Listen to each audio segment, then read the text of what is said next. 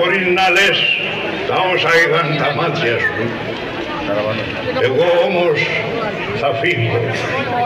Κι αν με καλέσει ο Κύριος κοντά του, τώρα κοντά, θα πάψω να λέω στους ανθρώπους του τα πόζησα. Μια τέτοια μέρα σαν τη σημερινή, εδώ κατ' Φέσου, στην αυλή του μοναστηριού μου. Πρέπει να βιαστώ.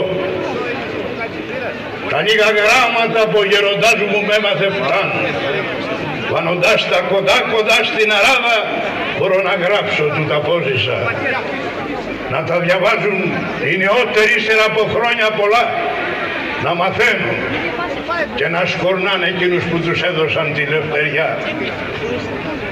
Πρέπει να βιαστώ. Ιεροκαλίνικε, αν δεν το κάνεις κι αυτό, δεν θα έχεις εκπληρώσει το χρέος σου.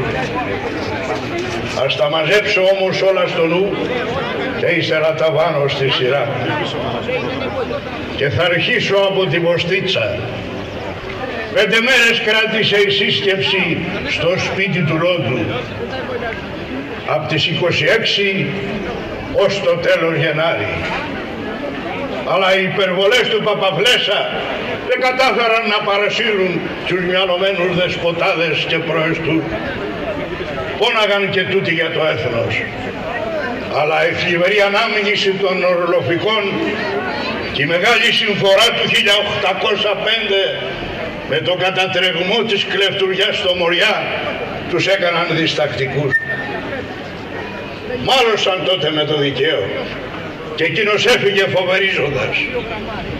Με 5 επισυνοχωρήτες και άλλους τόσους μανιάτες τους είπε, θα κάνω την επανάσταση.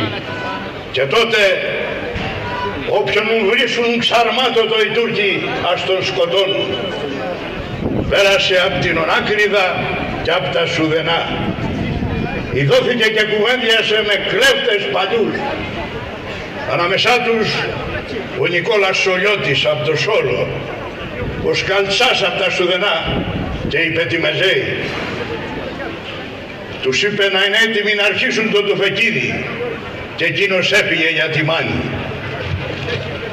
Μα και οι διστακτικοί πρόκριτοι και οι δεσποτάδες δεν έμειναν πίσω. Αποφάσισαν να μην πάνε στην Τριπολιτσά να τους καλέσει ο Καϊμακάμης, να γαμωθούν με προφάσεις, να οικονομήσουν καιρό και να ετοιμάζονται.